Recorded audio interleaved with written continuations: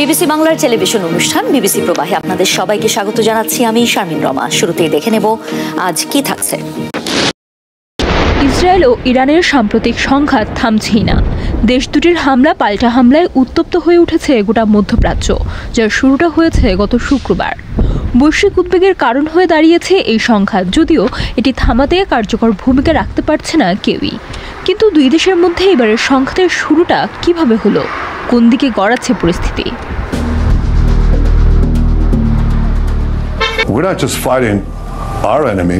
দুই দেশের এবারের সংঘাতের শুরুটা করেছে ইসরায়েল।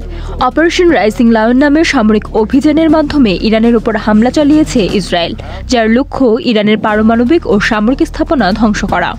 গত 12 জুন ইরানের রাজধানী তেহরানের 18 নম্বর জেলার বাসিন্দাদের সরে যাওয়ার নির্দেশ দেয় আইডিএফ। এর কয়েক ঘন্টা পর স্থানীয় সময় রাত 3:30টার দিকে তেহরানে হামলা চালায় ইসরায়েল। ইসরায়েল দাবি করছে এই হামলা চালিয়ে তারা নাতানজ পারমাণবিক কেন্দ্রে বড় ধরনের ক্ষতি করেছে। ইসরায়েলের প্রধানমন্ত্রী নেতানিয়াহুর ভাষায় এটি ছিল ইরানের পারমাণবিক কর্মসূচির কেন্দ্রে আঘাত। তার দাবি, ইরানকে থামানো না গেলে খুব শিগগিরই তারা পারমাণবিক অস্ত্র বানাতে পারবে। This operation will continue for as many days as it takes to remove this threat. তবে এসব দাবি নাকচ করে দিয়েছে ইরান, বলছে তাদের সব কর্মসূচির উদ্দেশ্য শান্তিপূর্ণ। হামলার জবাবে নীরব থাকেনি ইরান। ঘণ্টা গড়াতেই ট্রু প্রমিস 3 নামের এক পাল্টা অভিযানে ইসরায়েলের বিভিন্ন সামরিক ঘাঁটি ও নিরাপত্তা স্থাপনায় ব্যালিস্টিক ক্ষেপণাস্ত্র নিক্ষেপ করে তারা।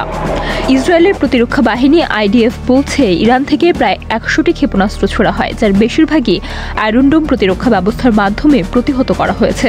এদিকে সংঘাতে বাড়ছে নিহতের সংখ্যা। ইরান বলছে, শুক্রবার থেকে শুরু হওয়া ইসরায়েলি হামলায় দেশটির অন্তত 224 জন নিহত হয়েছে, যার মধ্যে বেসামরিক নাগরিক ও শিশুও রয়েছে। অন্যদিকে ইসরায়েল বলছে, ইরানের হামলায় তাদের 24 জন নাগরিক নিহত হয়েছে। এই সংঘাতে ইরানের শীর্ষ সেনা কর্মকর্তা হোসেন সালামি এবং পরমাণু বিজ্ঞানী ফেরেইদুন আব্বাসি নিহত হয়েছে।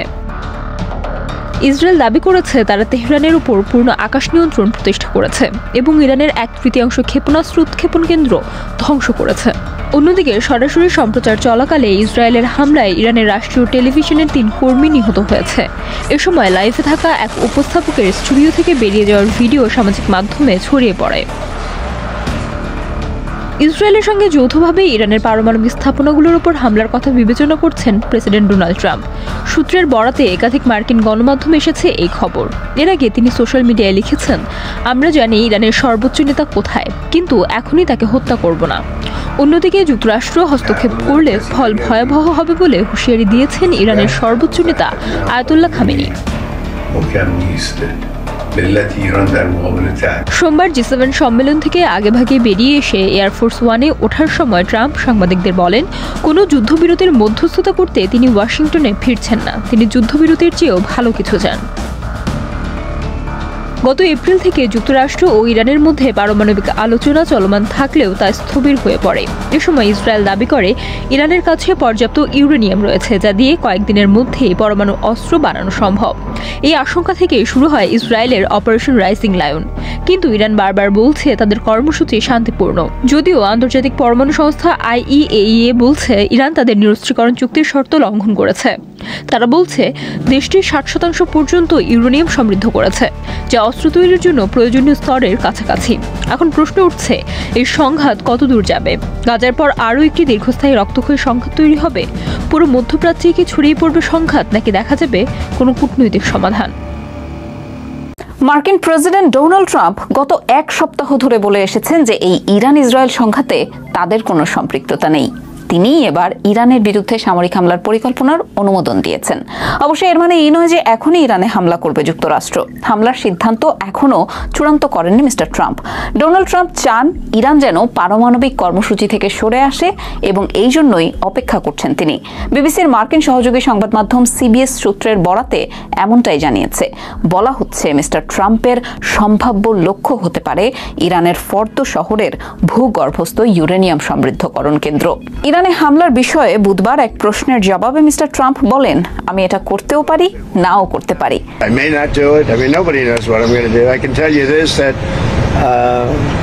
Iran's got a lot of trouble. তার এই বক্তব্য আসে এমন একদিনে যখন ইরানের সর্বোচ্চ নেতা আয়াতুল্লাহ আলী খামেনি ট্রাম্পের নিঃশর্ত আত্মসমর্পণের দাবি সরাসরি প্রত্যাখ্যান করেছেন। ইসরায়েলের হামলার পর প্রথমবারের মতো প্রকাশ্যে আসেন আয়াতুল্লাহ আলী খামেনি। তিনি কড়া ভাষায় ট্রাম্পের উদ্দেশ্যে বলেন, যুক্তরাষ্ট্রের যে কোনো সামরিক হস্তক্ষেপের জন্য তাদের খেসারত দিতে হবে। ইরানি জাতি আত্মসমর্পণ করবে না। زندگی برای اونها تلخ خواهد شد. ট্রাম্প অবশ্য খামেনির এই মন্তব্যকে গুরুত্ব না দিয়ে শুভকামনা বলে প্রতিক্রিয়া সারেন। নিজের অবস্থান তখনও স্পষ্ট করেননি তিনি, শুধু বলেছেন, কেউ জানে না আমি কি করব। ইরানকে নিঃশর্ত আত্মসমর্পণ করার কথা বলেছেন তিনি। ইতোমধ্যেই ইসরায়েলের সেনাবাহিনী ইরানের ওপর একাধিক হামলা চালিয়েছে, যার লক্ষ্য ছিল মিসাইল ঘাঁটি ও পারমাণবিক স্থাপনা। এর জবাবে ইরানও হাইপারসনিক ক্ষেপণাস্ত্র ছুঁড়েছে। ইরান জাতিসংঘে তাদের মিশনের পক্ষ থেকে এক্সে এক ব্যঙ্গাত্মক বার্তা দেয়, যেখানে বলা হয় ইরান কখনোই জবরদস্তির মধ্যে আলোচনা করে না, চাপের মধ্যে পড়ে শান্তিও মানে না, আর এমন কোনো যুদ্ধবাজের সঙ্গে তো নয়ই যে নিজেকে প্রাসঙ্গিক রাখার জন্য কেবল লড়াই করছে। তারা আরও লিখেছে, কোনো ইরানি কর্মকর্তা কখনো হোয়াইট হাউসের দরজায় গিয়ে কাকুতি মিনতি করেনি। তার মিথ্যাগুলোর চেয়ে ঘৃণ্য একমাত্র জিনিস হলো তার কাপুরুষোচিত হুমকি, যেমন ইরানের সর্বোচ্চ নেতাকে হটিয়ে দেওয়ার কথা বলা। বাড়তে থাকা উত্তেজনার মধ্যে ইসরায়েলি হামলা থেকে বাঁচতে ইরানের রাজধানী তেহরান ছেড়ে অন্য কোথাও সরে যাওয়ার চেষ্টা করছেন সাধারণ মানুষ। 1 কোটিরও বেশি মানুষের এই শহরে আতঙ্ক ছড়িয়ে পড়েছে। ইসরায়েলের প্রধানমন্ত্রী বেনিয়ামিন নেতানিয়াহু বলছেন, তাদের বাহিনী ধাপে ধাপে ইরানের পারমাণবিক স্থাপনা এবং ব্যালিস্টিক ক্ষেপণাস্ত্র ধ্বংসে এগিয়ে চলছে।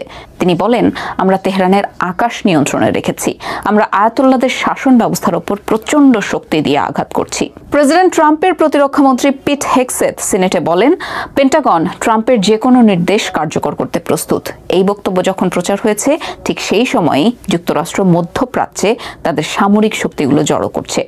ইউএসএস নিমিটস নামের একটি যুদ্ধজাহাজ দক্ষিণ পূর্ব এশিয়া থেকে রওনা দিয়ে যুক্ত হয়েছে আরেকটি স্ট্রাইক গ্রুপের সঙ্গে, যার নেতৃত্বে আছে ইউএসএস কার্ল ভিনসন, যা আগে থেকেই উপসাগর এলাকায় মোতায়েন রয়েছে।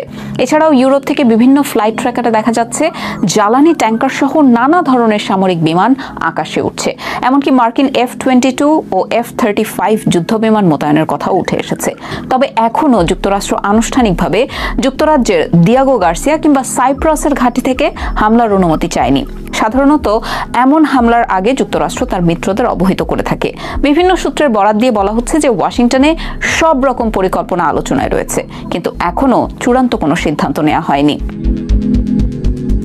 জেরুজালেমে অবস্থিত মার্কিন দূতাবাস বুধবার ইসরায়েলে থাকা মার্কিন নাগরিকদের সরিয়ে নেওয়ার সম্ভাব্য একটি পরিকল্পনা প্রকাশ করেছে। তবে ঠিক কতজন মানুষ সরতে চায় কিংবা এতে মার্কিন সেনাবাহিনী সরাসরি যুক্ত হবে কিনা সেটি এখনো স্পষ্ট নয়। গত শুক্রবার থেকে শুরু হওয়া ইসরায়েলের হামলায় এখন পর্যন্ত 585 জন নিহত হয়েছেন বলে জানিয়েছে ওয়াশিংটন ভিত্তিক হিউম্যান রাইটস অ্যাক্টিভিস্ট। নিহতদের মধ্যে 239 জন বেসামরিক নাগরিক এবং 126 জন নিরাপত্তা বাহিনীর সদস্য। এর পাল্টা জবাবে ইরান প্রায় 400টি ক্ষেপণাস্ত্র ছুড়েছে ইসরায়েলের দিকে, যার ফলে 24 জন বেসামরিক নাগরিক নিহত হয়েছেন বলে জানিয়েছে ইসরায়েলি কর্তৃপক্ষ। ইরানি রাষ্ট্রীয় টেলিভিশনের স্যাটেলাইট সম্প্রচারে হ্যাকারদের অনুপ্রবেশ ঘটেছে বলেও ধারণা করা হচ্ছে। সেখানে প্রচারিত এক ভিডিওতে বলা হয়, জনগণের প্রতি শাসনের ব্যর্থতা স্পষ্ট। ভিডিওতে 2022 সালের সরকার বিরোধী আন্দোলনের দৃশ্য দেখিয়ে জনগণকে আহ্বান জানানো হয় ভবিষ্যৎ নিজের হাতে তুলে নিতে। পরবর্তীতে এই রাষ্ট্রীয় টিভি দর্শকদের সতর্ক করে জানায় যে আপনারা যদি কোনো সম্প্রচারে কোনো অস্বাভাবিক বার্তা দেখেন, জেনে রাখবেন এটি শত্রুপক্ষের স্যাটেলাইট জ্যামিং এর ফল। ট্রাম্প হামলার অনুমোদন দিয়েছেন, কিন্তু কিভাবে, কখন এবং আদৌ সেটি হবে কিনা সেই প্রশ্নের জবাব এখনো অজানা। ট্রাম্প কি দ্বিধায় আছেন নাকি তার ম্যাডম্যান থিওরি অ্যাপ্লাই করছেন, সেটিও এখনো বোধগম্য নয়। বুধবার রাতেও ইরান এবং ইসরায়েল একে অপরকে আক্রমণ করতে থাকে।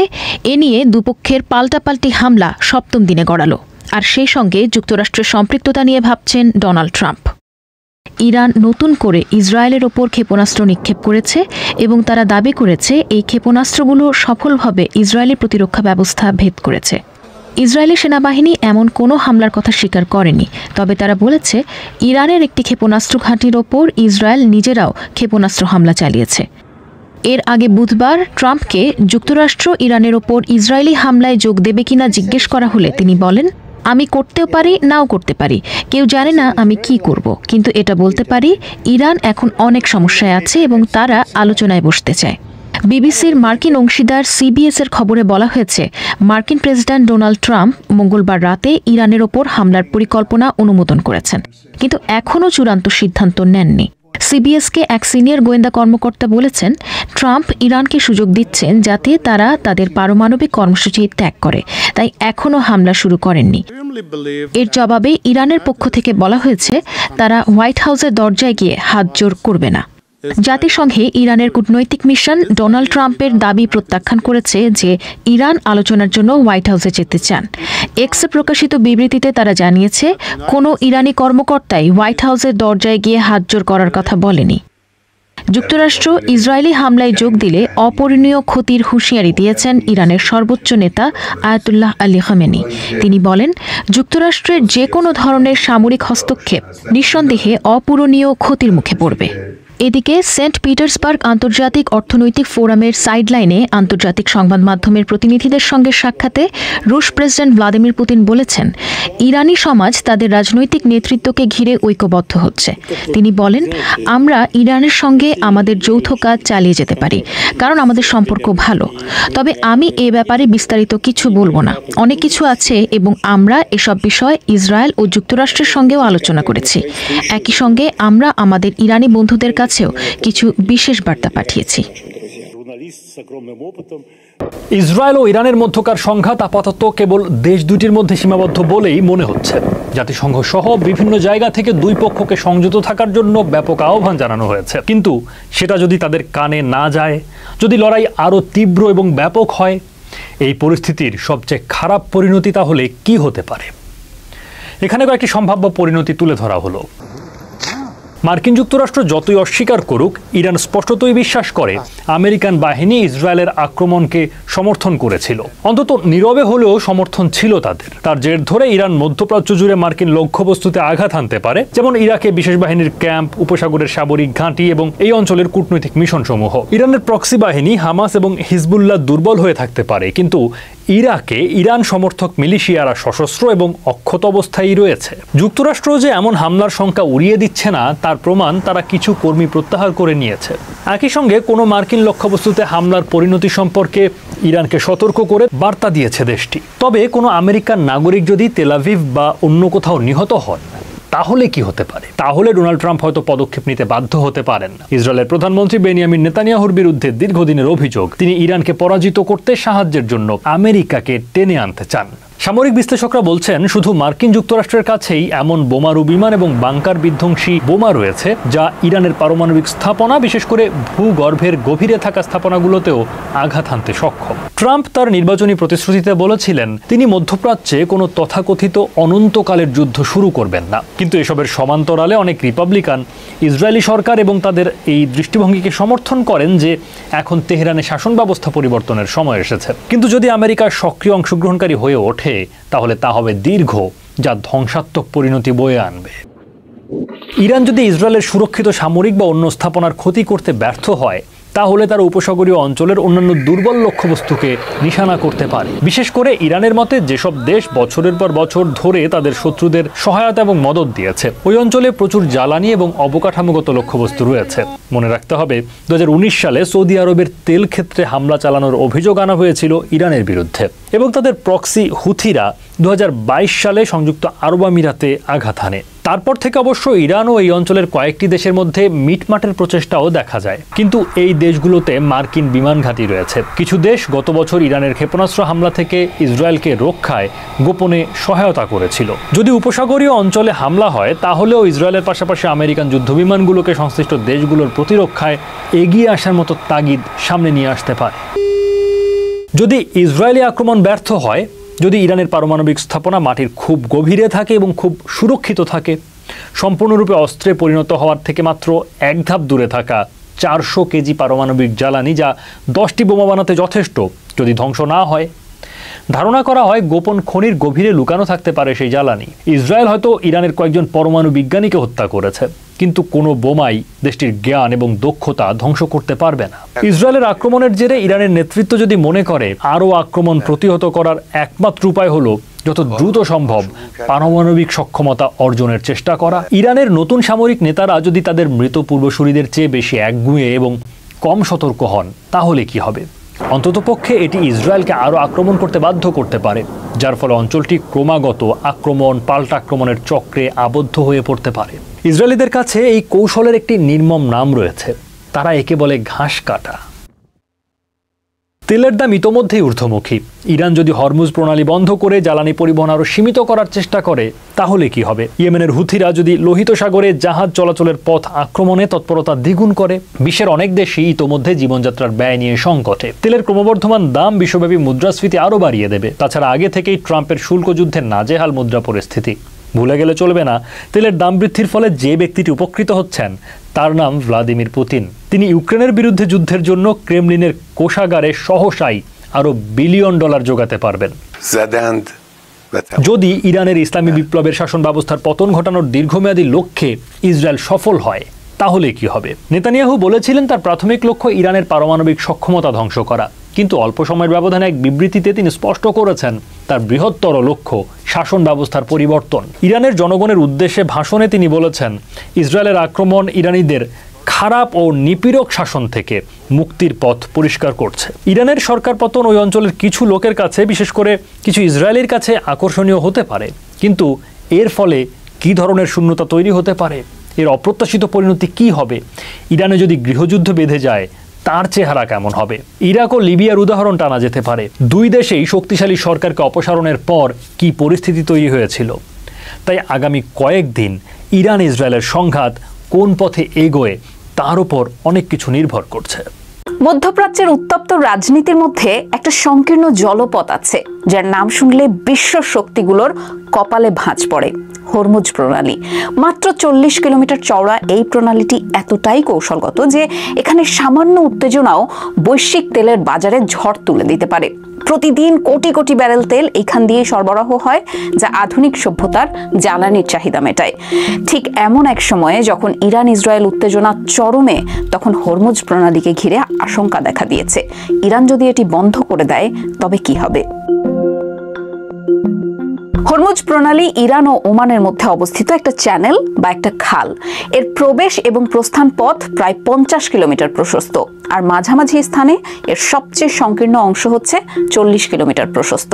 কিন্তু ভারী ট্যাঙ্কারগুলোর কথা মাথায় রেখে সামুদ্রিক নেভিগেশন চার্টে একটা নিরাপদ ইনবাউন্ড লেন, একটা নিরাপদ আউটবাউন্ড লেন এবং দুইয়ের মাঝে একটা বাফার জোন নির্ধারণ করা হয়েছে। ফলে বড় জাহাজগুলোকে মাত্র 10 কিলোমিটার প্রশস্ত একটা চ্যানেল ধরেই চলাচল করতে হয়। মার্কিন যুক্তরাষ্ট্রের এনার্জি ইনফরমেশন অ্যাডমিনিস্ট্রেশন বা EIA এর অনুমান যে 2023 সালের প্রথমার্ধেই এই অল্প পরিসরের মধ্য দিয়েই প্রতিদিন প্রায় 2 কোটি ব্যারেল তেল পরিবাহিত হয়, যার বার্ষিক বাজার মূল্য $60,000 কোটি। এই প্রণালী বন্ধ হলে যুক্তরাষ্ট্র সহ অন্যান্য যেসব দেশ উপসাগরীয় দেশ থেকে এই দিক দিয়ে তেল আমদানি করে তারা তো ক্ষতিগ্রস্ত হবেই, সাথে বিশ্লেষকরা সতর্ক করে দিয়েছেন হরমুজ প্রণালী বন্ধ করা হলে এর আরও গুরুতর প্রভাব হিসেবে ইরান ও ইসরায়েলের মধ্যে সংঘাত তীব্রতর হয়ে উঠতে পারে। বিশেষজ্ঞদের মতে হরমুজ প্রণালীর ওপর ইরানের নিয়ন্ত্রণ অনেকটাই পারমাণবিক অস্ত্রের মতো। আন্তর্জাতিক সম্প্রদায় যেমন দীর্ঘদিন ধরেই ইরানের সামরিক পারমাণবিক কর্মসূচির বিরোধিতা করে আসছে, তেমনি বৃহৎ শক্তিগুলো বারবার বলেছে যে তারা তেহরানকে এই ভৌগোলিক অবস্থান ব্যবহার করে বৈশ্বিক জ্বালানি সরবরাহ বন্ধ করতে দেবে না, কারণ এটি ইরানের জন্য একটি ডিটারেন্স বা প্রতিরোধমূলক কৌশল। ইরান জানে যে প্রণালী পুরোপুরি বন্ধ করলে আন্তর্জাতিক প্রতিক্রিয়া এতই তীব্র হবে এবং সামরিক সংঘর্ষের মাত্রাও বাড়তে পারে। পরিস্থিতি স্নায়ু যুদ্ধের মতো চাপ সৃষ্টি করতে পারে। তেহরানে ইসরায়েলি বিমান হামলায় নিহত হওয়ার 2 দিন আগে ইরানের ইসলামিক রেভলিউশনারি গার্ড কোর বা IRGCর তৎকালীন কমান্ডার মেজর জেনারেল হোসেইন সালামি হরমুজ প্রণালীতে অবস্থিত নেভাল ইউনিটগুলো পরিদর্শন করতে গিয়েছিলেন। তিনি বলেছিলেন, হরমুজ প্রণালী ও পারস্য উপসাগর ইসলামী প্রজাতন্ত্রের প্রতিরক্ষার অবিচ্ছেদ্য অংশ। ইরান এই প্রণালীতে উচ্চ গতির ক্ষেপণাস্ত্র নৌকা, সাবমেরিন ও অ্যান্টিশিপ মাইন মোতায়েন করার ক্ষমতা রাখে। বিশ্লেষকদের মতে ইরান হয়তো সরাসরি পুরো প্রণালী বন্ধ না করে ধাপে ধাপে চাপ প্রয়োগের কৌশল নিতে পারে।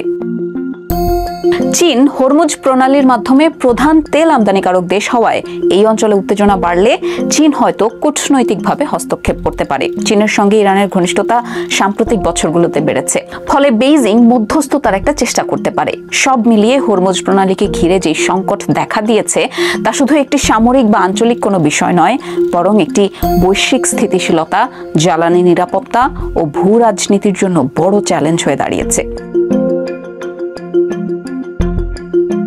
বছরের পর বছর ধরে ক্রমাগত হরমুজ প্রণালী নিয়ে সংকটটা চলমান। বারবার এই প্রণালী বন্ধ করার হুমকির কারণে উপসাগরীয় অঞ্চলের তেল রপ্তানিকারক দেশগুলোকে একটা বিকল্প রপ্তানি রুট তৈরি করতে উৎসাহ দিয়েছে। EIA এর প্রতিবেদন অনুযায়ী হরমুজ প্রণালী বন্ধ হওয়ার আশঙ্কায় উপসাগরীয় দেশগুলো বিকল্প রুট গড়ে তুলেছে। সৌদি আরব তার 1200 কিলোমিটার দীর্ঘ পূর্ব পশ্চিম পাইপলাইনের মাধ্যমে দৈনিক 50 লাখ ব্যারেল তেল পরিবহন করতে পারে। 2019 সালে তারা একটি গ্যাস পাইপলাইন সাময়িকভাবে তেল পরিবহনের কাজেও ব্যবহার করেছে। সংযুক্ত আরব আমিরাত ফুজাইরা বন্দরের মাধ্যমে দৈনিক 15 লাখ ব্যারেল তেল পাঠাতে পারে। 2012 সালে ইরান গোরেহ জাস্ক পাইপলাইন উদ্বোধন করলেও এখনো পুরোপুরি চালু করেনি। EIA এর অনুমান অনুযায়ী এই বিকল্প রুটগুলো সম্মিলিতভাবে প্রতিদিন প্রায় 35 লাখ ব্যারেল তেল পরিচালনা করতে পারে। তবে এই অঙ্কটা বর্তমানে হরমুজ প্রণালী দিয়ে যাওয়া অপরিশোধিত তেলের মাত্র প্রায় 15%। বেনিয়ামিন নেতানিয়াহুর ইরান নিয়ে সতর্কবার্তা অনেক আগে থেকেই চলছে। Time is running out.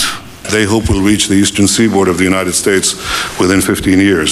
Weeks away from having the fissile material for an entire arsenal of nuclear bombs. গত সপ্তাহেও একই ধরনের বার্তা শোনা গেছে। Iran could produce a nuclear weapon in a very short time. It could be a year, it could be within a few months, less than a year. তবে এই দাবিগুলো সত্য কিনা তা নিয়ে প্রশ্ন রয়েছে। ইসরায়েল বলছে তারা ইতিমধ্যে ইরানের দুটি পারমাণবিক স্থাপনা নাতাঞ্জ এবং ইসফাহানকে লক্ষ্য করে হামলা করেছে। তবে তারা এটা স্পষ্ট করেনি যে আরেকটি স্থাপনা ফর্দো লক্ষ্যবস্তু ছিল কিনা। আর ইরান স্বীকার করেছে যে ফর্দো স্থাপনায় সমৃদ্ধ ইউরেনিয়াম উৎপাদন সুযোগ রয়েছে, যা বিদ্যুৎ কেন্দ্র ও পারমাণবিক অস্ত্র উভয়ের জন্য ব্যবহারযোগ্য। তবে ইরান বলছে তাদের পারমাণবিক কর্মসূচি সম্পূর্ণ শান্তিপূর্ণ উদ্দেশ্যে পরিচালিত হচ্ছে। এ বিষয়ে আন্তর্জাতিক পারমাণবিক পর্যবেক্ষণ সংস্থা উদ্বেগ প্রকাশ করেছে, কারণ ইরানের কাছে উচ্চমাত্রার সমৃদ্ধ ইউরেনিয়ামের মজুদ আছে। সংস্থাটি বলছে ইরানের কাছ থেকে পর্যাপ্ত সহযোগিতা না পাওয়ায় তারা নিশ্চিত হতে পারছে না যে ইরানের উদ্দেশ্যগুলো পুরোপুরি শান্তিপূর্ণ কিনা। তবে ইরান যে সুসংগঠিতভাবে পারমাণবিক অস্ত্র তৈরি করছে এখন পর্যন্ত এমন কোনো প্রমাণ পাওয়া যায়নি। এদিকে যুক্তরাষ্ট্রের দিক থেকে মার্চ মাসে জাতীয় গোয়েন্দা সংস্থার পরিচালক জানিয়েছেন যুক্তরাষ্ট্রের মূল্যায়নে এখনো মনে হচ্ছে যে ইরান পারমাণবিক অস্ত্র তৈরি করছে না। কিন্তু এই বিষয়ে ডোনাল্ড ট্রাম্প বলেছেন তিনি অবশ্য তার এই দাবির পক্ষে কোনো প্রমাণ দেননি। এই সমস্ত ঘটনার পেছনে রয়েছে 2015 সালের পরমাণু চুক্তি, যা ইরান, যুক্তরাষ্ট্র, যুক্তরাজ্য সহ কয়েকটি দেশের মধ্যে স্বাক্ষরিত হয়েছিল। এর মাধ্যমে ইরান তাদের ইউরেনিয়াম সমৃদ্ধকরণ কার্যক্রম শুধুমাত্র বেসামরিক উদ্দেশ্যে সীমিত রাখতে রাজি হয়েছিল। বিনিময়ে নিষেধাজ্ঞা প্রত্যাহার করা হয়েছিল। কিন্তু 2018 সালে তৎকালীন প্রেসিডেন্ট ট্রাম্প এই চুক্তিকে বিপর্যয়কর আখ্যা দিয়ে যুক্তরাষ্ট্রকে চুক্তি থেকে সরিয়ে নেন এবং এরপর থেকে যুক্তরাষ্ট্রের নিষেধাজ্ঞা পুনর্বহাল হয় এবং ইরান, যারা তখনও চুক্তির শর্ত মানছিল, এরপর থেকে তা লঙ্ঘন করতে শুরু করে এবং এই প্রবণতা এখনো চলমান। Since then, Iran has significantly increased the number of centrifuges it operates to enrich uranium. It has significantly increased its stockpiles of uranium. অন্যদিকে ইসরায়েলের ব্যাপারে ব্যাপক ধারণা রয়েছে যে তাদের কাছে পারমাণবিক অস্ত্র রয়েছে, যদিও তারা কখনো আনুষ্ঠানিকভাবে স্বীকার বা অস্বীকার করেনি। ইসরায়েল জাতিসংঘের পারমাণবিক অস্ত্র বিস্তার প্রতিরোধ চুক্তিতেও স্বাক্ষর করেনি। এই সংঘাতের পটভূমিতে আমরা জানি ইরান বহুদিন ধরে ইসরায়েলের অস্তিত্বকে স্বীকার করে না এবং ইসরায়েলের বিরুদ্ধে হুমকি দিয়ে আসছে। একইভাবে ইসরায়েলও ইরানের সরকার পরিবর্তনের পক্ষে। তবে ইসরায়েলের দাবি হলো ইরানের পারমাণবিক কর্মসূচি থেকে তারা একটি আসন্ন ও অস্তিত্ব সংকটজনিত হুমকির মুখোমুখি হয়েছে, যদিও এখন পর্যন্ত জনসম্মুখে যে প্রমাণ আছে বা বিশ্লেষকদের বিশ্লেষণ তা ইসরায়েলের এই দাবির সঙ্গে পুরোপুরি মেলে না। পারমাণবিক স্থাপনা এবং শীর্ষ সামরিক কর্মকর্তাদের ওপর ইসরায়েলের হামলার প্রতিক্রিয়ায় ইরান ইসরায়েলের দিকে ছুটছে শত শত ব্যালিস্টিক ক্ষেপণাস্ত্র। যদিও ইসরায়েল বেশিরভাগ ক্ষেপণাস্ত্র আটকে দিতে পেরেছে, তবুও বেশ কিছু ক্ষেপণাস্ত্র তাদের প্রতিরক্ষা ব্যবস্থা ভেদ করে তেল আবিব এবং অন্যান্য এলাকায় আঘাত হেনেছে, ফলে ব্যাপক ক্ষয়ক্ষতি ও হতাহতের ঘটনা ঘটেছে। ইরানের ব্যালিস্টিক ক্ষেপণাস্ত্রের সঠিক সংখ্যা জানা যায়নি এখনো, তবে এটি মধ্যপ্রাচ্যের অন্যতম বৃহত্তম এবং সবচেয়ে উন্নত ক্ষেপণাস্ত্র ভান্ডার বলে মনে করা হয়। এই বিশ্লেষণে ব্যালিস্টিক মিসাইল কিভাবে কাজ করে এবং যুদ্ধের সময় সেগুলো কিভাবে ব্যবহার হয় জানাবো তার আদ্যোপান্ত। অনেক দূর থেকে হামলার জন্য ব্যালিস্টিক ক্ষেপণাস্ত্র তৈরি করা হয়। এগুলো একটি বাঁকা পথে উড়ে গিয়ে বোমা এমনকি পারমাণবিক বোমাও লক্ষ্যবস্তুতে পৌঁছে দিতে পারে। এই ক্ষেপণাস্ত্রগুলো শক্তিশালী রকেট ইঞ্জিন ব্যবহার করে প্রথমে অনেক উঁচুতে এমনকি মহাকাশেও চলে যায়। তখন এগুলোর গতি হয় অবিশ্বাস্য রকমের বেশি। একবার যখন ইঞ্জিন বন্ধ হয়ে যায় তখন ক্ষেপণাস্ত্রটি আগে থেকে ঠিক করা একটি নির্দিষ্ট পথে নিচের দিকে নামতে শুরু করে এবং তীব্র গতিতে পৃথিবীর বায়ুমণ্ডলে ফিরে এসে তার নির্দিষ্ট লক্ষ্যে আঘাত হানে। ব্যালিস্টিক ক্ষেপণাস্ত্র অনেক দূর পর্যন্ত যেতে পারে। কিছু ক্ষেপণাস্ত্র কয়েকশো কিলোমিটার পথ পাড়ি দিয়ে আবার কিছু মহাদেশ পেরিয়ে 10,000 কিলোমিটারেরও বেশি দূরে আঘাত হানতে পারে। পাল্লা অনুযায়ী কয়েকটি ভাগে ভাগ করা হয় ক্ষেপণাস্ত্রগুলোকে। খুব কাছের পাল্লা 200 কিলোমিটারের কম দূরত্বে আঘাত হানে। 1000 কিলোমিটারের কম দূরত্বে আঘাত হানে স্বল্প পাল্লার গুলো। মাঝারি পাল্লা 1000 কিলোমিটার থেকে 3500 কিলোমিটারের মধ্যে আঘাত হানে। দূরপাল্লা 3500 কিলোমিটার থেকে 5500 কিলোমিটারের মধ্যে আঘাত হানে। আর 5500 কিলোমিটারের বেশি দূরত্বে আঘাত হানে আন্তঃমহাদেশীয় পাল্লার ক্ষেপণাস্ত্রগুলো। ব্যালিস্টিক ক্ষেপণাস্ত্রগুলো অবিশ্বাস্য দ্রুত গতিতে চলে। এ কারণে এগুলো মাত্র কয়েক মিনিটে হাজার হাজার কিলোমিটার পাড়ি দিতে পারে। এদের গতি মাক নামক এককে মাপা হয়। মাক 1 মানে শব্দের গতির সমান, মাক 5 মানে শব্দের গতির 5 গুণ দ্রুত। কিছু ব্যালিস্টিক ক্ষেপণাস্ত্র যেগুলো কম দূরত্বে যায় সেগুলো শব্দের চেয়েও দ্রুত গতিতে ছুটে চলে, অর্থাৎ ঘন্টায় প্রায় 1225 কিলোমিটার বেগে। অন্যদিকে যেসব ক্ষেপণাস্ত্র অনেক দূরে আঘাত হানে সেগুলোর গতি আরো অনেক বেশি। এগুলো শব্দের গতির 5 গুণেরও বেশি দ্রুত চলে, যা ঘন্টায় 6125 কিলোমিটারের বেশি।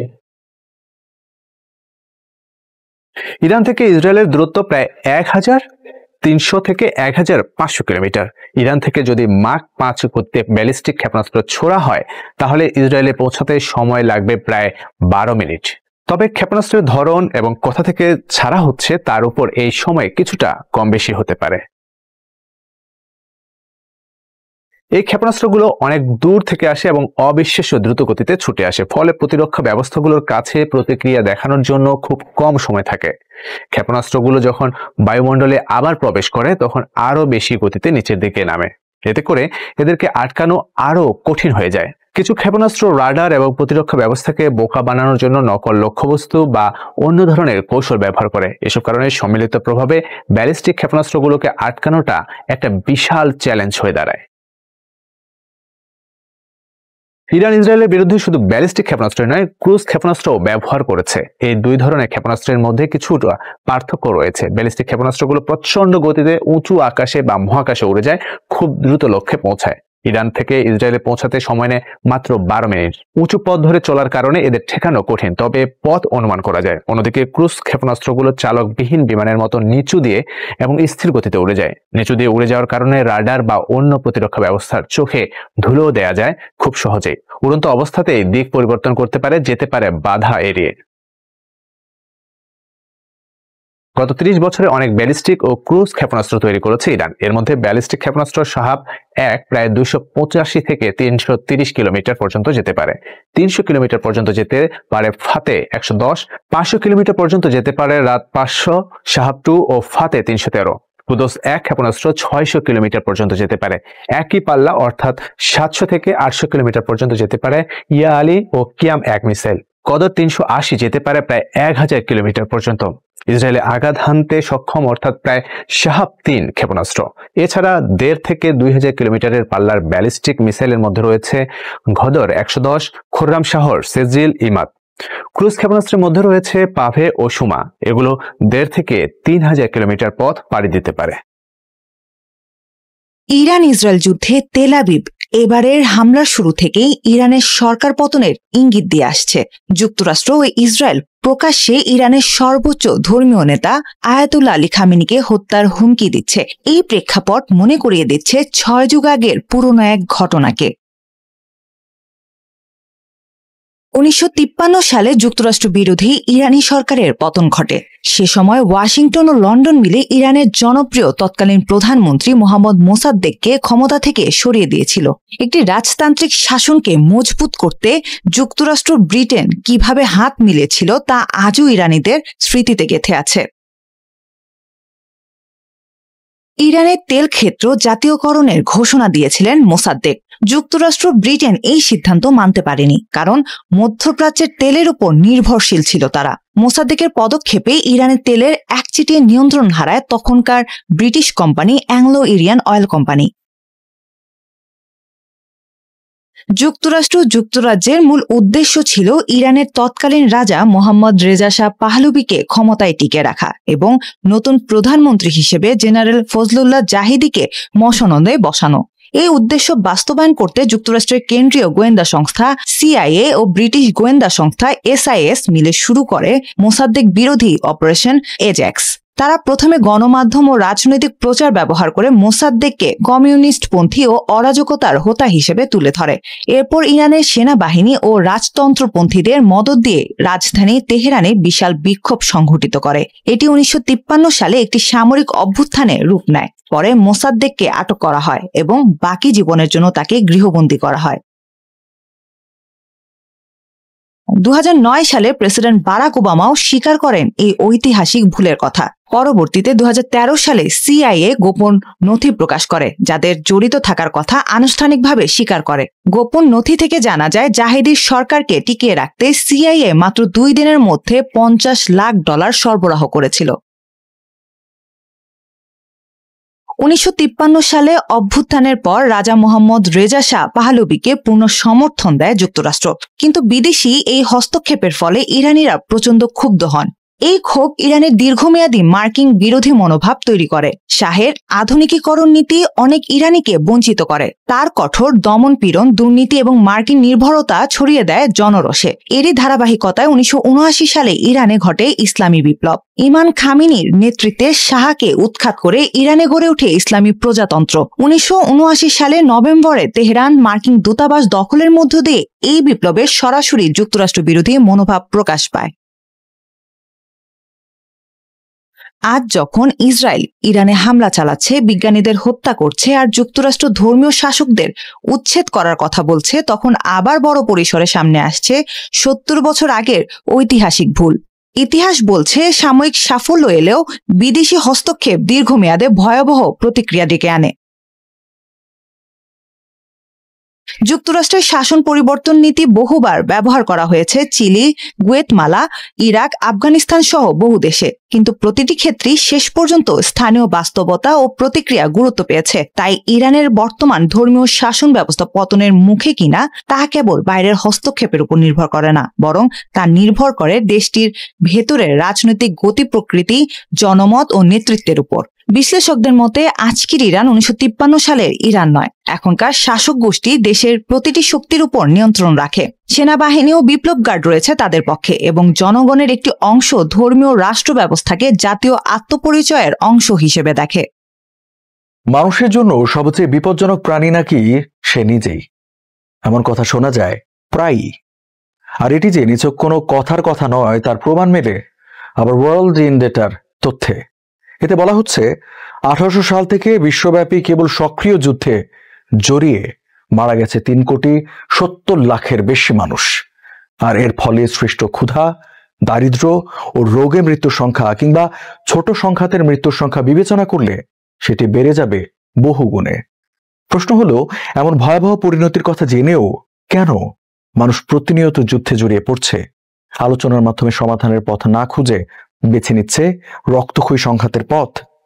সেই প্রশ্নের উত্তর দেওয়া কঠিন, তবে এর মধ্যে অন্যতম কারণ নিজেকে শক্তিশালী হিসেবে প্রমাণ করার চেষ্টা। সম্প্রতি ইসরায়েল ইরান যুদ্ধে মার্কিনীরা সেটাই আরো একবার প্রতিষ্ঠিত করতে চাইছে গোটা বিশ্বে। আমরা যখন ইসরায়েল ইরান নিয়ে কথা বলছি, গোটা বিশ্বের নজর যখন মধ্যপ্রাচ্যে, ঠিক তখন যুদ্ধ চলছে বিশ্বের বিভিন্ন প্রান্তেই।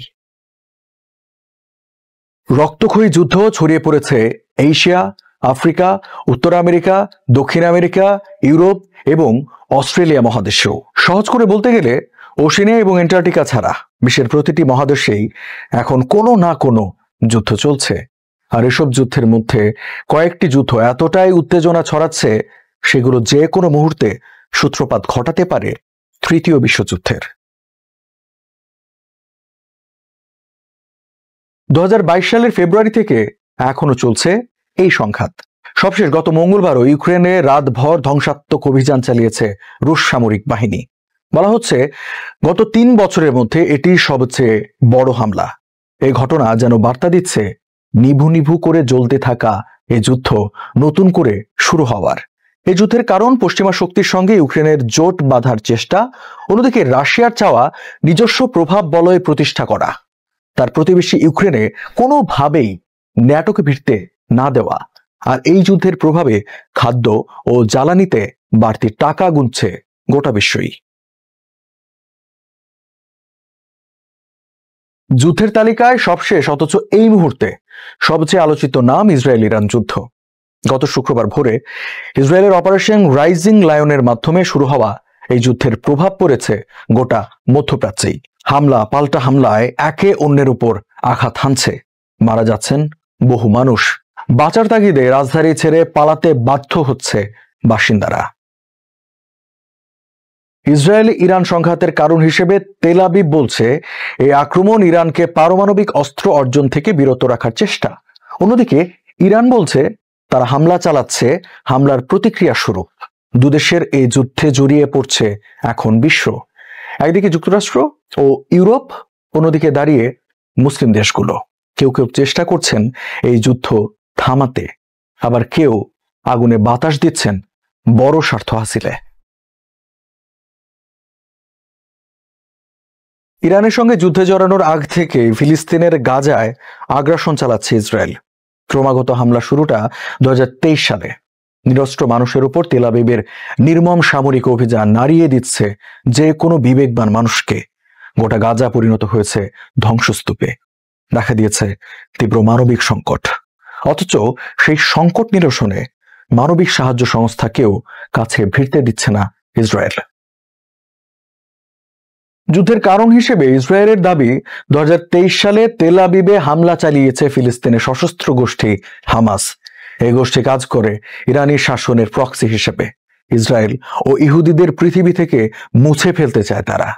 এই শত্রু দমনের পাশাপাশি আধিপত্য বিস্তারে গাজা ও পশ্চিম তীরের দখল নিতে চায় তেল আবিব। তুরস্কে বহু বছর যাবৎ চলমান এই সংঘাত। তুরস্কের বর্তমান শাসন ব্যবস্থার বিরুদ্ধে অবস্থান কুর্দিস্তান ওয়ার্কার্স পার্টির। তাদের মূল চাওয়া তুরস্ক থেকে বিচ্ছিন্ন হয়ে একটি স্বাধীন কুর্দিস্তান তৈরি করা। আর এই উদ্দেশ্য বাস্তবায়নে প্রায় দক্ষিণ পূর্ব তুরস্ক এবং উত্তর ইরাকে অবস্থান করে হামলা চালায় তারা। অভ্যন্তরীণ ক্ষমতার লড়াই হিসেবে 1 দশকেরও বেশি সময় ধরে চলছে ইয়েমেনের গৃহযুদ্ধ। এই যুদ্ধ সৌদি নেতৃত্বাধীন জোটের সমর্থিত সরকার ও হুতি বিদ্রোহীদের মধ্যে। ফলে ব্যাপক দুর্ভিক্ষ ও দুর্ভোগ দেখা দিয়েছে দেশটিতে। প্রতিনিয়ত বিশ্বের বিভিন্ন অঞ্চলে জাহাজ চলাচলে প্রভাব ফেলছে এই যুদ্ধ। প্রেসিডেন্ট বাশার আল আসাদ ক্ষমতাচ্যুত হওয়ার পর দেশটিতে গৃহযুদ্ধের পরিমাণ এখন অনেকটাই কমেছে, এটা সত্য। তবে এখনো তা পুরোপুরি শেষ হয়ে যায়নি। সিরিয়া এখনো বিভক্ত। সরকার বাহিনী ও বিভিন্ন বিদ্রোহী গোষ্ঠী ও বহিরাগত শক্তি প্রায়শই নিয়ন্ত্রণ নেওয়ার চেষ্টা চালায়, যার ফলে ঘটে প্রাণহানি। পশ্চিম আফ্রিকার সালেহ অঞ্চলের একাধিক রাজ্য যেমন মালি, বুর্কিনা ফাসো এবং নাইজার এই সংঘাতে জড়িত। তারা বিভিন্ন ইসলামপন্থী বিদ্রোহী গোষ্ঠীর সঙ্গে লড়াই করছে। দেশটির সরকার নিয়ন্ত্রণ নিতে ব্যর্থ হওয়ায় এ অঞ্চলে ব্যাপক বাস্তুচ্যুতি, তীব্র মানবিক সংকট ও একাধিক সামরিক অভ্যুত্থান ঘটেছে।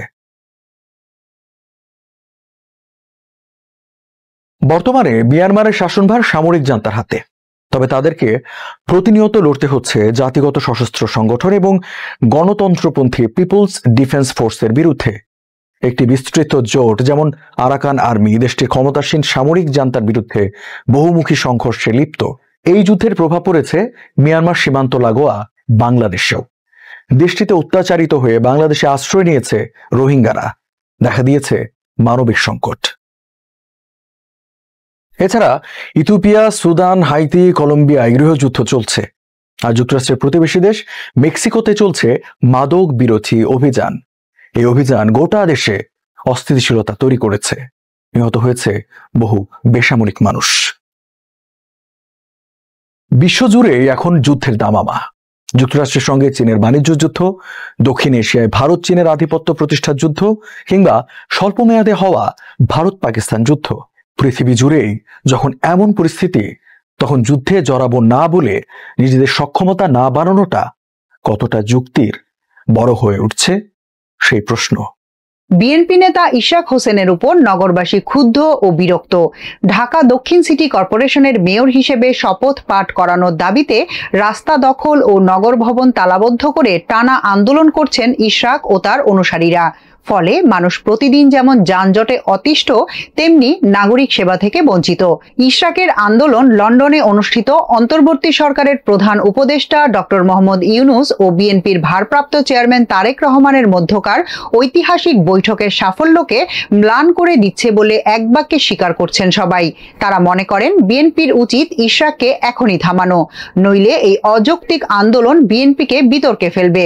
ডিএনসিসির মেয়র হিসেবে শপথ নিতে গত 14 মে থেকে নগর ভবনে তালা দিয়ে ইশরাক হোসেনের কর্মী সমর্থকরা আন্দোলন শুরু করেন। নগর ভবনের প্রধান ফটক সহ বিভিন্ন কক্ষ ও ফটকে অন্তত 70টি তালা ঝুলিয়ে লাগাতার আন্দোলন চালানো হচ্ছে। এই আন্দোলনের সঙ্গে ডিএনসিসির কর্মকর্তা কর্মচারীদের একটি অংশকে জড়ানো হচ্ছে বলে অভিযোগ রয়েছে। ঈদের আগে ইশরাক হোসেন 18 দিন কর্মসূচি পালন করেন। এ সময় তারা প্রধান উপদেষ্টার সরকারি বাসভবন যমুনা ঘেরাও করে। তারা গুরুত্বপূর্ণ স্থাপনাভুক্ত প্রতিষ্ঠান সচিবালয়ে একদিন ঘেরাও করে। ঈদ উল আজহার ছুটিতে কয়েকদিন বিরতি দিয়ে সরকারি অফিস খোলার দিন থেকে আবারও শুরু করে আন্দোলন। নগর ভবনের সামনে অবস্থান নিয়ে কর্মসূচি পালন করেন। ইশরাক হোসেন সমাবেশে ঘোষণা করেন, মেয়র পদে বসানোর বিষয়টি সুরাহা না হওয়া পর্যন্ত বিরতিহীনভাবে তিনি কর্মসূচি চালিয়ে যাবেন। ইশরাকের এই আন্দোলনের ফলে সব ধরনের নাগরিক সেবা বন্ধ রয়েছে। এতে করে নাগরিক দুর্ভোগ চরমে উঠেছে। এ প্রসঙ্গে সমাবেশে ইশরাক হোসেন বলেন, প্রধান ফটকের তালা খোলা হবে না, এটা আন্দোলনের একটা প্রতীক। জনগণের দৈনন্দিন সেবা আমাদের তত্ত্বাবধানে চালু থাকবে। তিনি একথাও বলেন, তাকে শপথ না পড়ানো হলে নিজে শপথ নিয়ে মেয়রের দায়িত্ব পালন করবেন।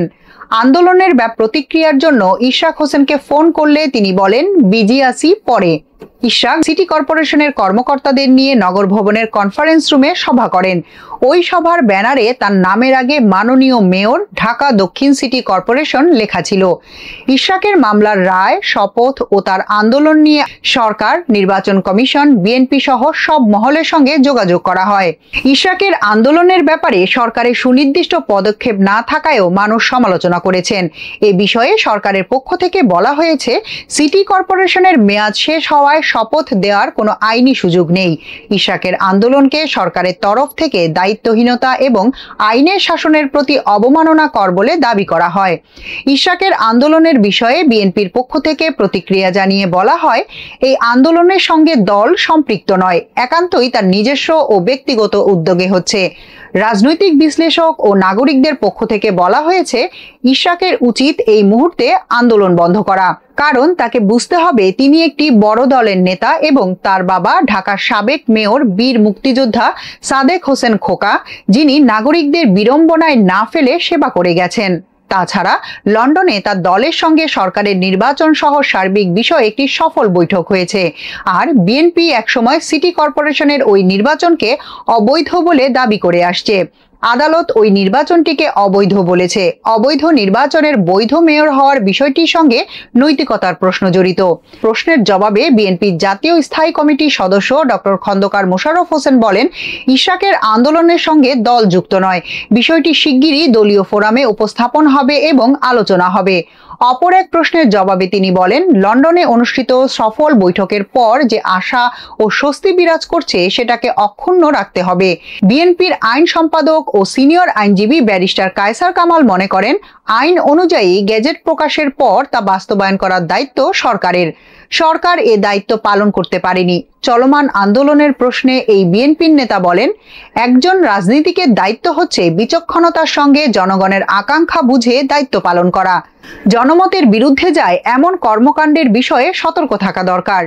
এ বিষয়ে স্থানীয় সরকার উপদেষ্টা আসিফ মাহমুদ সজীব ভুঁইয়া বলেন, ডিএনসিসির মেয়র ইস্যুতে স্থানীয় সরকার বিভাগ কোনো আইন ভঙ্গ করেনি। বিষয়টি বিচারাধীন থাকা অবস্থায় গেজেটের মেয়াদ ও পরে সিটি কর্পোরেশনের মেয়াদ শেষ হয়ে যাওয়ায় স্থানীয় সরকার বিভাগের শপথ দেওয়ার কোনো আইনি সুযোগ নেই। তবে এভাবে ক্ষমতা প্রদর্শন করে নগর ভবন দখল, দক্ষিণ ঢাকার দৈনন্দিন নাগরিক সেবায় বিঘ্ন ঘটানো দায়িত্বহীনতা এবং আইনের শাসনের প্রতি অবমাননা। ফ্যাসিবাদ বিরোধী লড়াইয়ের একজন নেতার থেকে এমন দায়িত্বজ্ঞানহীন আচরণ প্রত্যাশা করিনি। স্থানীয় সরকার উপদেষ্টা বলেন, অবরোধের কারণে বিগত মাসে স্বাভাবিক সময়ের তুলনায় 30 থেকে 40% নাগরিক সেবা হ্রাস পেয়েছে। আমাদের কর্মকর্তারা ওয়াসা অফিসে বসে সিটি কর্পোরেশনের কার্যক্রম চালিয়ে যাচ্ছেন যাতে নাগরিক সেবা বাধাগ্রস্ত না হয়। এ নিয়ে আইন উপদেষ্টা ডক্টর আসিফ নজরুল কোনো মন্তব্য করতে রাজি হননি। অন্যদিকে ঢাকা দক্ষিণ সিটি কর্পোরেশনের প্রশাসক শাহজাহান মিয়া বলেন, বিষয়টি আইনি ও রাজনৈতিক, তবে এতে নাগরিক সেবা ব্যাহত হচ্ছে। একজন কর্মচারী হিসেবে এর বেশি কিছু বলতে পারি না। নির্বাচন কমিশনের সিনিয়র সচিব আখতার আহমেদ বলেন, আমরা আইন মন্ত্রণালয়ে মতামতের জন্য পাঠিয়েছিলাম, কিন্তু তারা লিখিত কিংবা মৌখিক কিছুই জানায়নি, যার পরিপ্রেক্ষিতে দ্বিতীয় পদক্ষেপ হিসেবে গেজেট জারি করা হয়। কারণ আদালতের নির্দেশনার আলোকে 10 দিনের মধ্যে গেজেট জারির জন্য নির্ধারিত ছিল। কমিশনের সম্মতির আলোকে এটা করা হয়।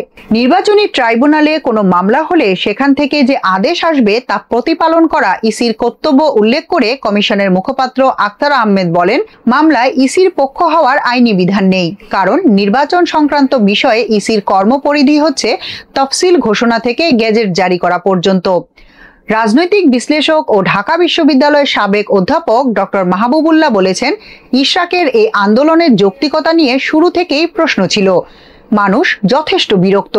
ইশরাকও তার আন্দোলন ও দাবির পক্ষে কোনো যুক্তি পেশ করতে পারেননি। উপরন্তু তিনি শেখ হাসিনার প্রহসন ও প্রতারণামূলক নির্বাচনের বৈধতা দেওয়ার চেষ্টা করছেন বলেই প্রতীয়মান হচ্ছে। তিনি আরো বলেন, বিএনপি কেন তাকে আন্দোলন প্রত্যাহারের নির্দেশ দিচ্ছে না সেটা নিয়েও জনগণের মনে প্রশ্ন রয়েছে। সুশাসনের জন্য নাগরিকের সম্পাদক ডক্টর বদিউল আলম মজুমদার বলেন, এই ঘটনার অবসান হওয়া দরকার। সরকারকে দ্রুত করণীয় নির্ধারণ করে এর সমাপ্তি টানতে হবে, না হলে যে বিশৃঙ্খল পরিস্থিতি ইতোমধ্যে তৈরি হয়েছে তার আরো বিস্তার ঘটবে। বদিউল আলম মজুমদার বলেন, প্রয়োজনে দুই পক্ষের আইনজীবীকে নিয়ে বিষয়টির সুরাহা করতে হবে।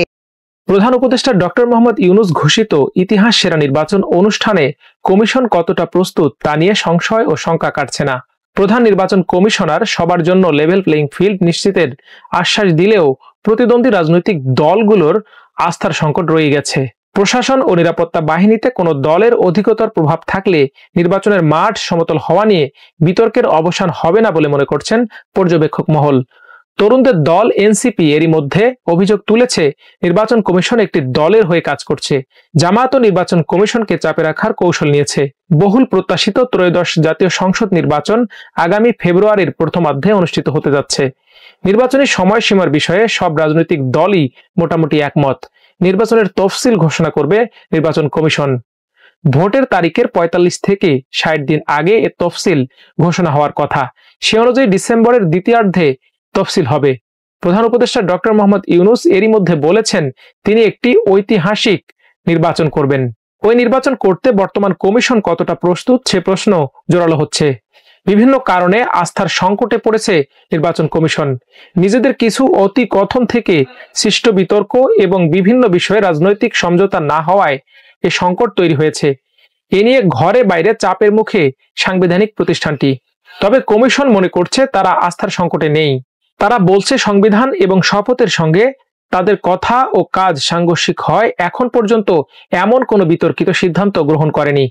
ইতোমধ্যে তারা যেসব কাজ করেছে বা করছে তা বিতর্কের ঊর্ধ্বে গিয়ে করছে। প্রতিটি সিদ্ধান্ত পুরো কমিশন একমত হয়ে নিচ্ছে, প্রধান নির্বাচন কমিশনার এএমএম নাসির উদ্দিন নিশ্চিত করেন। ইসির প্রতি আস্থা সংকটের পেছনে প্রাথমিকভাবে 6টি কারণ খুঁজে পাওয়া গেছে। এগুলো হলো আওয়ামী লীগের রেখে যাওয়া পুরনো আইনের অধীনে সার্চ কমিটিতে বর্তমান এএমএম নাসির উদ্দিন কমিশন গঠিত হওয়া, সংস্কারের আগে ত্রয়োদশ জাতীয় সংসদ নির্বাচন করাতে আগ বাড়িয়ে কথা বলা এবং সংসদ নির্বাচন ইস্যুতে বিএনপির দাবির সঙ্গে ইসির বক্তব্য মিলে যাওয়া, সংসদের পর স্থানীয় নির্বাচন করায় অনড় থাকা নির্বাচন ব্যবস্থা সংস্কার কমিশনের প্রস্তাবের সঙ্গে দ্বিমত পোষণ এবং সর্বশেষ বিএনপি নেতা ইশরাক হোসেন ইস্যুতে আইন মন্ত্রণালয়ের মতামত চাওয়া এবং সেখান থেকে জবাবের অপেক্ষা না করে গেজেট জারি করা। গত বছরের জুলাই আগস্টে ছাত্র জনতার আন্দোলনের পর হাবিবুল আউয়াল কমিশন পদত্যাগ করলে 2024 সালের 24 নভেম্বর পুরনো সার্চ কমিটির মাধ্যমে এএমএম নাসির উদ্দিন নেতৃত্বাধীন কমিশন গঠিত হয়। গণ অভ্যুত্থানের পর নতুন ইসি গঠিত হলেও হাসিনার তৈরি সার্চ কমিটির আদলে গঠন হওয়ায় সমালোচনার মুখে পড়ে বর্তমান কমিশন। তাদের নিয়োগ প্রক্রিয়া সঠিক হয়নি বলে ছাত্রদের সমন্বয়ে গঠিত জাতীয় নাগরিক পার্টি এনসিপির তোপের মুখে পড়ে ইসি। নাম প্রকাশ না করার শর্তে ইসির দায়িত্বশীল একটি সূত্র জানায়, ইসি নিরপেক্ষ এবং শতভাগ নিরপেক্ষ কাজ করবে। আমরা চাই ভালো একটি নির্বাচন হোক। গত বছরের 16 ডিসেম্বর বিজয় দিবসে জাতির উদ্দেশ্যে দেয়া ভাষণে প্রধান উপদেষ্টা ত্রয়োদশ জাতীয় সংসদ নির্বাচনের একটি পথনকশা ঘোষণা করেন। সেখানে চলতি বছরের ডিসেম্বর থেকে পরবর্তী বছরের জুনের মধ্যে নির্বাচন সম্পন্নের ঘোষণা দেন তিনি। প্রধান উপদেষ্টার ঘোষণার পর কমিশনও এর আলোকে প্রস্তুতি নিচ্ছে চলতি বছরের ফেব্রুয়ারির দিকে বলে সাংবাদিকদের জানানো হয়। মূলত নির্বাচন ব্যবস্থা সংস্কার কমিশনের সুপারিশ বাস্তবায়ন ছাড়া সিইসি সহ অন্যান্য কমিশনার একাধিক বৈঠকে ডিসেম্বরে নির্বাচন করতে সব প্রস্তুতি আছে বলে ঘোষণা দেয়ায় মূলত সমালোচনার মুখে পড়েন তারা। নির্বাচন ইস্যুতে অতি কথন তাদের প্রতি অনাস্থার কারণ বলে জানা গেছে। এছাড়া দেশের বড় রাজনৈতিক দল বিএনপিও ডিসেম্বরে নির্বাচনের দাবিতে মাঠে সরব। ইসি ও বিএনপির নির্বাচন ইস্যুতে অভিন্ন মত ইসিকে আস্থার সংকটে ফেলেছে। সংস্থাটি নির্বাচনের প্রস্তুতির কথা মুখে বললেও এখনো সংসদীয় আসনের সীমানা বিন্যাস, রাজনৈতিক দলের নিবন্ধন এবং নতুন ভোটারদের ভোট দানের ব্যবস্থা করতে দৃশ্যত কিছু দেখাতে পারেনি। ইসির প্রতি অনাস্থার আরেকটি বড় ইস্যু স্থানীয় সরকার নির্বাচন জাতীয় সংসদের পরে করার ক্ষেত্রে ইস্পাত কঠিন মনোভাব পোষণ করা। তাদের এই অবস্থান সাধারণ মানুষের মনে বিভিন্ন সংশয় তৈরি করে। জাতীয় নাগরিক পার্টি এনসিপির মুখ্য সমন্বয়ক নাসির উদ্দিন পাটোয়ারি ইসির এই দৃঢ়তার কঠোর সমালোচনা করেন। বিএনপির নাম উল্লেখ না করে তিনি বলেন, এ কমিশন একটি দলের আজ্ঞাবহ এবং তাদের এজেন্ডা বাস্তবায়ন করছে। পরে ইসির সামনে অবস্থান কর্মসূচি পালন করে দলটি। সেখানেও আগে স্থানীয় নির্বাচন করে তাদের সক্ষমতা প্রমাণের চ্যালেঞ্জ ছুড়ে দেওয়া হয়। তবে এনসিপির এই আলটিমেটামকে রাজনৈতিক বক্তব্য গণ্য করে তা ভুলে যাওয়ার চেষ্টা করে বর্তমান কমিশন। অপর একজন দায়িত্বশীল ব্যক্তি জানান, গত 17 বছর অতি সিস্টেমেটিক ভাবে ভোট কেন্দ্র থেকে ভোটারদের দূরে সরিয়ে রাখা হয়েছে। এবার সব মানুষ ভোট কেন্দ্রে যেতে চায়। তিনি বলেন, আমরা আইন শৃঙ্খলা রক্ষাকারী বাহিনীকে নির্বাচনে শুধুমাত্র ফেসিলিটেট মনে করি, আসল শক্তি মানুষের হাতে। এবার ইনশাআল্লাহ মানুষ সচেতন হয়েছে এবং হচ্ছে। তারা সম্পৃক্ত থাকলে কেউই ইসিকে সুষ্ঠু ভোট করার আকাঙ্ক্ষা থেকে সরিয়ে রাখতে পারবে না। তাছাড়া আমরা আবারও পুলিশ র্যাব নির্ভর হয়ে গেলে আমি বলবো নো, আমাদের মানুষ নির্ভর হতে হবে। লাখ লাখ মানুষ ভোট দিতে এলে 5 জন সন্ত্রাসী ধোপে টিকবে না। দায়িত্বশীল ওই ব্যক্তি আরো জানান, বাংলাদেশে যখনই ভোট হোক না কেন এটা সিদ্ধান্ত নেবে সরকার এবং রাজনৈতিক দল। এক্ষেত্রে আমাদের বলার কিছু নেই। আমরা কারো পক্ষে ও বিপক্ষে নই। আর বর্তমান সরকার এবং ইসি চাইছে একটা অবাধ, সুষ্ঠু ও গ্রহণযোগ্য নির্বাচন। সরকার এবং ইসি যখন আন্তরিক তখন বুঝতে হবে সুন্দর এই বার্তা গ্রাম পর্যন্ত ছড়িয়ে পড়েছে। সংবিধান ও ইসির স্বাধীনতা ক্ষুণ্ণ হয় নির্বাচন ব্যবস্থাপনা সংস্কার কমিশনের এমন 1.5 ডজন সুপারিশের সঙ্গে মত পোষণ করে সরকারের কাছে একটি লিখিত প্রস্তাব পাঠায় ইসি। সে সময় প্রধান নির্বাচন কমিশনার এএমএম নাসির উদ্দিন বলেছিলেন, সংবিধান ও ইসির স্বাধীনতা ক্ষুণ্ণ হয় এমন প্রস্তাবে আমরা একমত হইনি। পরে কয়েকটি রাজনৈতিক দল থেকে ইসির প্রতি অনাস্থা জানিয়ে ঝাঁঝালো বক্তব্য রাখার পর ইসি থেকে বলা হয়, রাজনৈতিক সমঝোতা না হলে এসব সংস্কারে ইসির পক্ষ হওয়ার সুযোগ নেই। এসব বক্তব্য তাদের প্রতি অনাস্থার অন্যতম কারণ বলে জানা গেছে। সর্বশেষ বিএনপি নেতা ইশরাক হোসেনের গেজেট জারি নিয়ে নতুন করে বিতর্কের মুখে পড়ে ইসি। তাদের ভুলটি ছিল আইন মন্ত্রণালয়ের মতামত আসার আগেই গেজেট জারি করা। ইসির দায়িত্বশীল এক কর্মকর্তা জানান, নির্বাচনী ট্রাইব্যুনালে বিজয়ীর বিরুদ্ধে ক্ষুব্ধ পরাজিত প্রার্থী মামলা করেন। এখানে কমিশনের পক্ষ হওয়ার সুযোগ নেই। দুপক্ষের যুক্তিতর্কের পর আদালত যে রায় দেয় ইসি শুধু সেটাই কার্যকর করে। পরে সর্বোচ্চ আদালত ইশরাকের বিষয়টি নিষ্পত্তির আদেশ দেয় ইসিকে, কিন্তু গত সোমবার পর্যন্ত বিষয়টি নিষ্পত্তি করতে পারেনি সংস্থাটি। এটাও অনাস্থার অন্যতম রাজনৈতিক ইস্যু হয়ে দেখা দিয়েছে।